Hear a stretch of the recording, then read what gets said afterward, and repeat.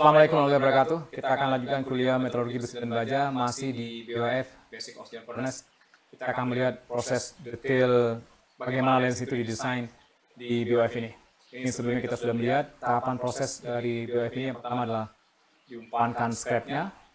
Scrap ini fungsinya adalah sebagai pendingin atau cooling scrap karena perasaan proses pembusukan oksigen terjadi pembentukan panas yang luar biasa di situ.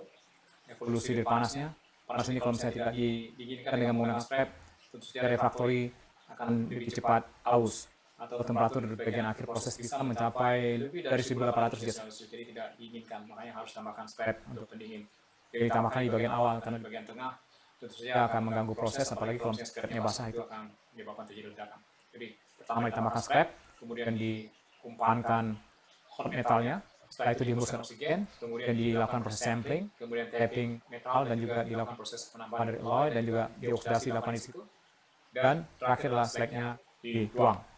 Ini proses, kalau misalnya kita lihat di pabrik, proses pengumpanan dari scrap. Anda lihat scrap ini diumpankan ke dalam BOF ini juga keluar semacam api, gitu ya. Ini selain karena scrapnya basah, kemudian di situ ada panasnya yang dari refraktori itu masih tinggi temperaturnya, di situ bisa menghilangkan air. Wah, uap air itu bisa keluar perasaan orang menuangkan scrap. Jadi sekali lagi, kalau metal pasti akan terjadi ledakan. Tanpa metal aja seperti ini, kondisinya, ya, apalagi kalau misalnya ditambahkan hot metal dalamnya. Sekali lagi, selalu tanpa ada hot metal di dalam BOF ini, perasaan scrap itu ditambahkan ke dalam BOF.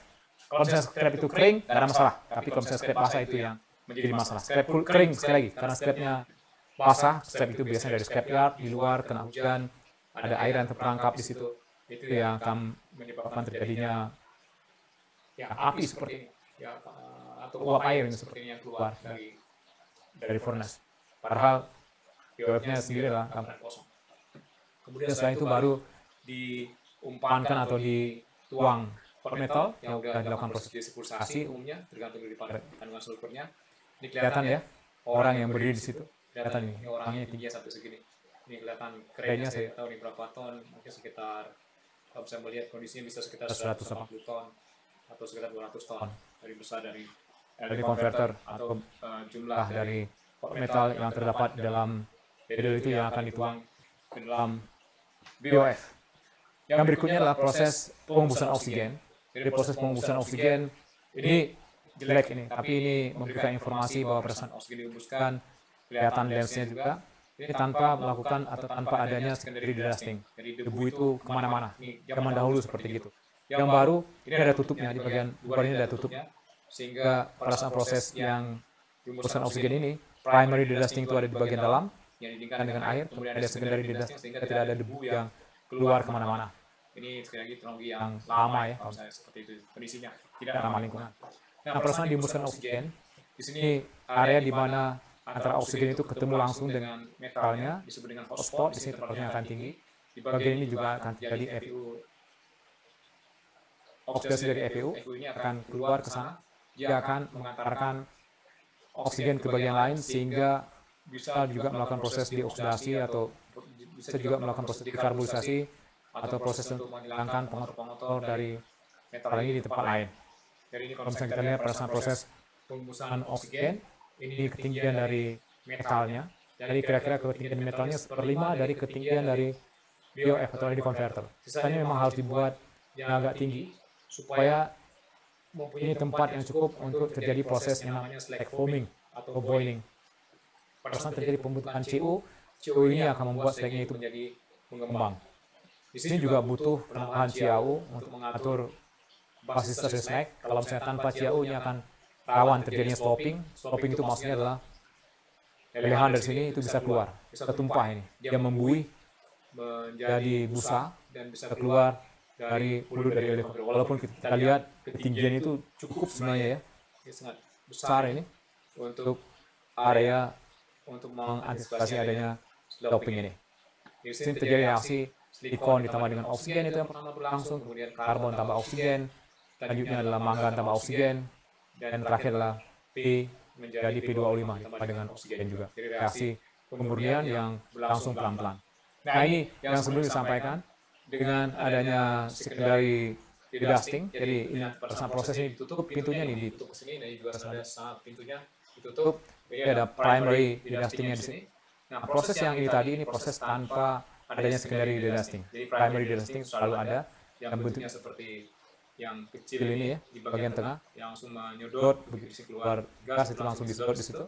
Yang kemudian di atasnya didinginkan dan dikumpulkan gas CO-nya. Kemudian secondary dedusting ini untuk mengambil debu-debu yang terbentuk di sekeliling dari LD converter ini pada saat pembusan oksigen. Ini yang terjadi di dalam BOF, ini adalah Valencia, ini yang tadi disebut dengan primary dedusting, ke atas yang terbuat dari pipa-pipa yang didinginkan dengan air di sini. Nah, temperaturnya di sini tinggi sekali, bisa sampai 1500-1600 derajat Celcius, dia sangat tinggi temperaturnya di situ. Karena CO terbentuk, kemudian CO bisa bereaksi dengan oksigen, terjadi post combustion, pembentukan CO2, yang juga bisa menaikkan temperaturnya. Untuk menghembuskan oksigen ini digunakan pipa, pipanya terbuat dari baja. Baja yang digunakan biasanya baja untuk boiler, jadi boiler steel yang digunakan untuk pipa di bagian luarnya, kemudian di bagian ujungnya terbuat dari tembaga. Tembaga ini yang didinginkan dengan air. Semua pipa ini juga didinginkan dengan air, ada air masuk dan air keluar. Kalau misalnya kita lihat konstruksi di bagian atas dari pipa ini yang digunakan atau lens ini untuk menghembuskan oksigen, di bagian tengah ini adalah yang digunakan untuk menghembuskan oksigen. Jadi ini untuk oksigennya di bagian tengah. Kemudian ada dua pipa yang digunakan untuk air pendingin. Yang satu airnya masuk, yang satu lagi airnya keluar. Jadi biasanya airnya masuk di bagian dalam, kemudian sampai ke bawah, kemudian dia keluar dari bagian sisi bagian luar dari lens ini. Detailnya kita bisa melihat di sini. Jadi ini ujung dari lens yang terbuat dari tembaga. Jadi bagian ini terbuat dari tembaga, bagian atasnya terbuat dari baja. Baja ini ada jelas, kemudian ada sealing, ada teknik khusus sealingnya. Karena kita tidak bisa mengelas bagian dalam kan, yang bisa jelas hanya bagian luar saja, bagian dalam ini ada translucent. Ini ada semacam sealing, begitu dimasukkan akan kedap, kemudian airnya masuk di bagian sini, dari atas masuk ke bagian sini. Tujuannya apa? Supaya air dingin ini langsung bisa digunakan untuk mendinginkan bagian bawah ini, yang temperaturnya tinggi. Setelah itu dia akan keluar airnya, baru mendinginkan bagian bawah ini dan juga bagian pipa di bagian luar ini. Tidak dibalik. Kalau misalnya airnya masuk dari sini, tentunya airnya udah panas duluan. Jangan sampai di sini udah mendidih airnya. Jadi dilakukan memang airnya di bagian dalam terlebih dahulu, diinjeksikan ke bagian ini atau dialirkan ke bagian sini terlebih dahulu. Setelah itu baru digunakan untuk pendingin ini. Digunakan untuk pendingin, setelah itu baru dia keluar. Dan didinginkan air itu bisa sampai ke bagian tengah di sini juga ya. Bagian yang di bawah ini semuanya itu ada airnya. Karena kalau misalnya tanpa ada air, temperatur leleh dari tembaga itu di 1080 derajat Celcius. Temperatur prosesnya sampai 1700 derajat Celcius. Jadi kalau misalnya tidak didinginkan dengan air, tembaga ini langsung leleh. Jadi karena tembaga ini mempunyai sifat konduktivitas panas yang sangat baik, itu yang digunakan untuk membuat tips atau ujung dari lens ini. Kemudian yang berikutnya kita lihat desain dari lens ini. Jadi di bagian ini digunakan atau prinsip untuk mendesain lens ini adalah prinsip yang digunakan untuk mendesain roket atau mendesain jet. Jadi diharapkan oksigen yang keluar dari lens ini dengan kecepatan 2 kali kecepatan suara, 2 kali Mach, 2 Mach. Jadi Mach numbernya itu sama dengan 2, artinya 2 kali kecepatan suara. Kenapa tujuannya harus 2 kali kecepatan suara? Supaya bisa tembus. Jadi kalau misalnya kita lihat ke proses yang ini, supaya lens ini bisa memberikan oksigen yang kecepatannya jet dan dia bisa langsung masuk ke dalam metal di sini. Jadi streamnya juga masih baik di sini, tidak akan langsung hilang di sini, tidak kesedot langsung ke sana, tidak, tapi dia mempunyai kecepatan jet sehingga streamnya atau aliran dari oksigen ini akan menembus dari slag dan juga akan kena ke dalam metalnya. Dengan cara demikian yield dari oksigen ini akan meningkat. Kalau misalnya tanpa kecepatan jet, yieldnya akan rendah atau efisiensinya sangat kecil sekali untuk melakukan proses pemurnian di dalam BOF atau dalam LD converter. Jadi kalau misalnya dilihat, kalau misalnya desain dari roket atau jet ini, ada bagian yang mengecil, ini throat-nya, jadi udara yang masuk di sini atau gas yang masuk di sini, kemudian ada bagian yang menyempit, kemudian setelah itu ada bagian yang membesar, membuka. Jadi kalau misalnya diatur dengan tekanan yang sesuai, ini tekanannya dibanding dengan tekanan yang keluar di sini lebih dari 9, itu bisa menghasilkan kecepatannya lebih dari kecepatan suara. Atau ini dibanding dengan ini udah kurang dari 0,1 tekanannya, bisa menghasilkan kecepatan lebih dari kecepatan suara. Itu yang kemudian didesain termasuk di sini di roket juga sama ya. Ini ada bagian yang kecil, kemudian ini ada bagian yang di luarnya. Jadi di sini tekanannya tinggi, masuk ke bagian yang kecil di sini, bagian throat-nya. Kemudian begitu keluar, dia akan menghasilkan kecepatan lebih dari kecepatan suara. Termasuk di sini, kalau bisa dilihat, ini kecepatannya lebih dari kecepatan suara itu ada di daerah perasaan dia keluar. Perasaan dia ke sini, dia kecepatannya lebih dari kecepatan suara. Di sini kecepatannya kurang dari kecepatan suara. Pas di sini kecepatannya sama dengan kecepatan suara. Ini M itu maksudnya Mach number. Mach ini artinya 1 Mach, artinya 1 kali kecepatan suara. Nah, di sini kalau misalnya kita lihat lagi ke lens ini, di bagian ini dia agak kecil, throat-nya kecil, kemudian di bagian sini dia akan membesar di sini. Sehingga yang keluar menjadi kecepatannya adalah kecepatan suara. Bagaimana cara mendesain lens ini? Ini ada suatu formula, yang di sini formulanya kita lihat sebelum formula tersebut. Ini lensnya, jadi di sini adalah tekanan dari oksigen, temperatur, dan juga volumenya di sini. Kemudian di sini ada bagian yang kecil, ini throat-nya. Kemudian setelah ini dia akan membesar. Ini permukaan yang lebih besar. Jadi ini kita kalau misalnya kita lihat ini throat-nya, ini bagian dia keluar. Kembali lagi ke gambar lens yang sebelumnya, ini bagian yang kecilnya, ini bagian throat ini bagian yang keluar. Ya sama seperti yang sini. Ini juga sama ada lubangnya ada 1, 2, 3, 4, 5, 6, ada 6 biasanya atau 5 atau 3 sampai 6 lubang yang digunakan untuk menghembuskan oksigen di dalam LD converter.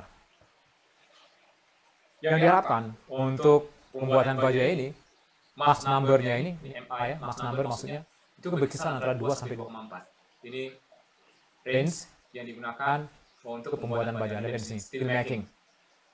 Jadi di sini impinging jet, ya, nozzle in impinging jet untuk pembuatan baja. Jadi nozzle yang didesain untuk pembuatan baja kecepatannya 2 sampai 2,4 kali kecepatan suara. Lebih cepat dibandingkan dengan pesawat Garuda atau pesawat Boeing atau Airbus ya, yang kecepatannya masih kurang dari kecepatan suara ya. Tapi ini udah 2 sampai 2,4 kali kecepatan suara itu yang didesain untuk jet ini. Nah, bagaimana cara mendesainnya? Ini ada satu formula yang digunakan untuk memprediksi berapa sih laju oksigen yang bisa kita dapatkan. Jadi kalau misalnya kita mendesain lens yang bentuknya seperti ini, kita sudah ketahui ini diameternya, kemudian kita tahu berapa tekanan oksigen di sini, berapa temperaturnya, dan juga berapa jumlah nozzle-nya yang digunakan, apakah 1 lubang, 2 lubang, apa 6 lubang seperti yang sini. Dengan menggunakan persamaan ini, kita bisa menentukan berapa sih laju oksigen yang akan keluar. Jadi di sini yang dibutuhkan datanya adalah berapa tekanannya, berapa diameter dari throat-nya, berapa jumlah dari nozzle-nya, jumlah lubangnya tadi, dan di sini temperaturnya. Ini suatu angka yang biasanya berkisar antara 0,95 sampai 0,97. Bisa kita ambil 0,95 atau 0,97, bisa sama dengan 1 ya. Kita bisa lihat. Jadi di sini kita bisa prediksi dari laju oksigennya. Jadi laju oksigennya akan masuk ke dalam BOF. Jadi kalau misalnya lensnya sudah tertentu, diameter throat-nya sudah tertentu, kemudian tekanan juga sudah tertentu, tekanan oksigen sudah tertentu, katakanlah 10 bar, 6 bar, dan seterusnya, kita bisa memprediksi berapa sih laju oksigennya. Itu kalau misalnya kita tidak mempunyai flow rate atau flow meternya, kita bisa memprediksi dengan ini. Kalau misalnya ada flow meternya, itu lebih baik lagi tentunya untuk mengontrolnya. Kemudian ini informasinya apa itu DT, DT adalah diameter dari throat-nya, diameter throat-nya ini adalah diameter yang ini tadi. Kemudian yang satunya diameter, N ini jumlah lubangnya, ada 1 lubang di sini, ada 1 lubang tempat lain, ada 3 sampai 6 lubang itu biasanya, 6 number dari nozzle ini. Kemudian ini flow rate coefficient, 0,95 sampai 0,97. P0, absolute pressure, jadi tekanan absolute, bukan pressure gauge, tapi absolute pressure yang masuk dalam di sini. Ini berapa tekanan? Ini biasanya sulit diukur, biasanya yang dekat-dekat dengan lens di atas kita harus mengukur tekanannya berapa untuk mengetahui berapa sih tekanan yang ada di sini. Bukan tekanan dari oksigen plan atau sebelum masuk dalam valve rack dari oksigen kontrolnya, tapi setelah oksigen kontrol, kalau bisa yang dekat dengan lensnya itu untuk mengetahui berapa sih P0-nya. Kemudian P-exit, tekanan yang ada di bagian luar ini. Biasanya agak tinggi sedikit, ada 1 atm. Biasanya diambil di sekitar 1,2 bar. Itu absolut ya, yang ada di situ. Kemudian T0 adalah temperatur absolut, satuannya Kelvin pada saat dia masuk. Dan ya ini semuanya dibutuhkan pada data di atas, dan P0, PE, dan gamma ini dibutuhkan untuk perhitungan yang sebelah ini. Gamma ini adalah harga dari CP dibagi dengan CV. Kemudian untuk oksigen diambil pada temperatur 20 derajat Celcius. Harga dari gamma ini sama dengan 1,5. 40. Disebut juga dengan specific heat ratio atau heat capacity ratio. Jadi bilangan Mach ini itu bisa dihitung dengan membandingkan data yang kita butuhkan hanya P0 dengan PE. Berapa tekanan yang ada di sini dan juga berapa tekanan yang ada di luar. Itu untuk menentukan Mach number, karena ini adalah suatu konstanta. Kemudian dari sini perbandingan antara P0 dengan PE ini diplot dalam bentuk kurva. Ini mohon maaf ini mungkin ini agak keliru ya. Jadi di sini kita lihat Mach number-nya sampai 2 sampai 2,4. P0 dibagi dengan PE. P0 dibagi dengan PE. Ini kebalikan ini ya. Ini kebalikan di sini di PE. Ini maksudnya P2 itu sama dengan PE dibagi dengan P0. Jadi ini sekali lagi P2 itu sama dengan PE. Jadi PE itu sama dengan 1,2. P0 itu sama dengan katakanlah 9 gitu ya.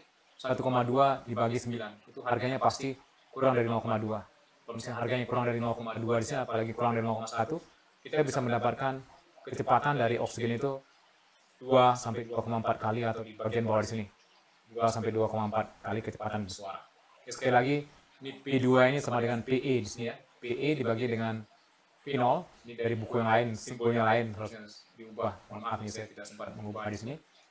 Kemudian yang berikutnya, kita bisa memprediksi, yang pertama adalah bilangan Mach-nya, Mach number, pada saat oksigennya keluar dari nozzle di sini.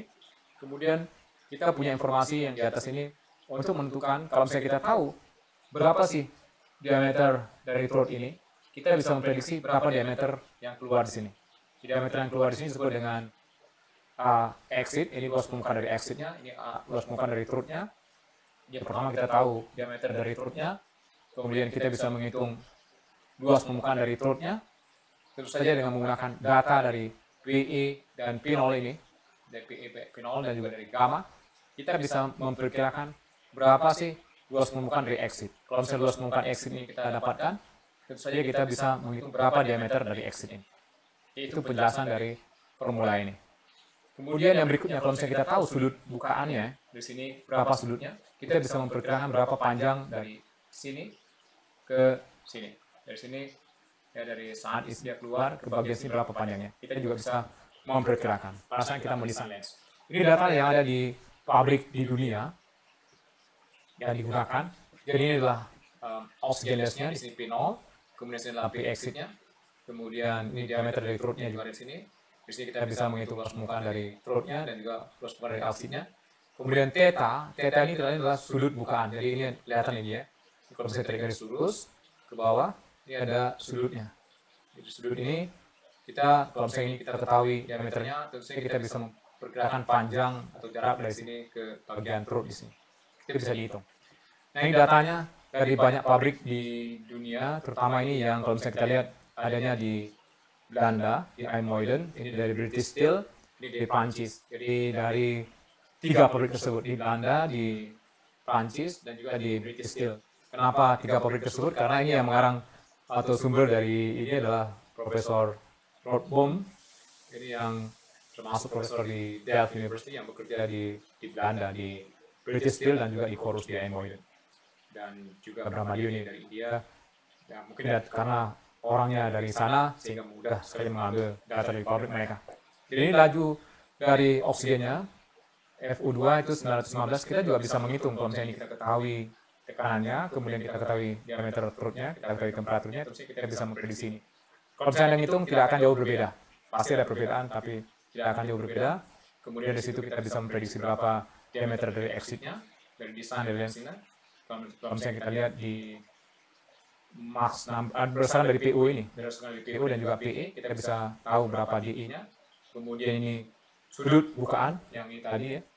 Kemudian ini jumlah dari nozzle-nya, ini pilihannya, ini 315 ton, sampai yang paling kecil di sini ada yang 100 ton, khususnya untuk 100 ton, mungkin lensnya cukup 3 yang terbuka, di nozzle-nya jumlahnya 3. Kenapa kalau misalnya makin besar BOF, jumlah dari nozzle-nya makin banyak, supaya makin merata daerah yang kena dengan oksigen langsung. Itu yang diharapkan, sehingga proses dekarbonisasinya bisa berlangsung dengan lebih baik. Kemudian pada saat awal dihembuskan oksigen ini biasanya lensnya posisinya agak tinggi, Saya tidak tahu persisnya alasannya kenapa, tapi di bagian akhir ini mereka rendahkan. Ya, kemudian setelah itu mereka angkat. Bisa saja di bagian awal karena terjadi reaksi pembentukan dari silikon, reaksi pembentukan silikon yang reaksi sangat eksotermik, yang kalau misalnya lensnya diletakkan terlalu dekat, bisa saja lensnya akan cepat aus, akan cepat rusak gitu ya. Jadi sengaja di posisinya agak jauh. Setelah itu baru diturunkan pelan-pelan sehingga di bagian akhir itu sudah agak rendah posisi dari lensnya. Karena di bagian akhir reaksi yang terjadi adalah reaksi karbon yang sudah agak lambat dan juga reaksi dari Fe yang menjadi FeU yang juga tidak begitu eksotermik dibandingkan dengan silikon dengan oksigen. Jadi karena alasan tersebut bisa saja di bagian akhir dia agak rendah. Ini banyak pola kalau misalnya kita lihat di bagian awal itu selalu tinggi, setelah itu baru turun menjadi lebih rendah ke permukaan dari logamnya. Baik, mudah-mudahan bermanfaat informasi yang di bagian ini, bagian segmen ini adalah yang paling penting bagaimana mendesain lens yang digunakan untuk membungkuskan oksigen. Jadi lensnya harus didesain dengan kecepatan 2,4 kali kecepatan suara. Jadi bagaimana membuat lens ini, bagaimana mendesain throat dan juga exit dari throat ini, dari nozzle-nya, diameter dari nozzle exit dan juga diameter dari throat dari nozzle-nya, kemudian jaraknya. Kemudian kita juga bisa memprediksi dengan menggunakan data tekanan, kita bisa memprediksi berapa laju oksigennya. Dan itu pernah saya coba persamaan yang tadi, yang digunakan untuk memprediksi laju dari oksigen di satu perusahaan di China. Saya di sana di control room waktu itu. Kemudian ada operator yang sedang melakukan atau membuat kurva hubungan antara tekanan dengan oksigen dengan lajunya. Tentu saja laju dihitung dengan menggunakan flowmeter atau diukur dengan menggunakan flowmeter. Mereka atau di pabrik tersebut ada flowmeter, jelas ya, di semua pabrik itu ada flowmeternya. Dari tekanannya sekian, berapa flow-nya, atau flow-nya sekian, kemudian ada operator yang berdiri di atas untuk membaca pengukuran tekanan yang dekat dengan lens. Jadi di situ dia melakukan percobaan, kemudian saya berdiri di sampingnya menggunakan perhitungan. Pertama dia bilang, misalkan lajunya 500, saya bilang sekian bar, ya. Kemudian dia tanya sama temannya sekian di atas, sekian bar, ya, mirip dengan saya. Dia lihat ke saya gitu. Kemudian dia bilang lagi, ini sekarang flow-nya sekian, coba lihat tekanannya berapa. Saya bilang tekanannya sekian bar. Ya. Kemudian temannya juga bilang sekian bar. Itu beda-beda tipis semuanya. Dia lagi ke saya. Kenapa saya seperti dukun gitu ya? Mungkin dia berpikir. Padahal saya dengan menggunakan formula yang tadi itu digunakan untuk menghitung berapa sih flow oksigen. Dan seterusnya sampai saya mendapatkan kurva. Kemudian saya bandingkan kurva yang dia tadi tik satu persatu, saya juga catat gitu ya. Dibandingkan dengan kurva yang digunakan persamaan yang tadi. Itu mirip.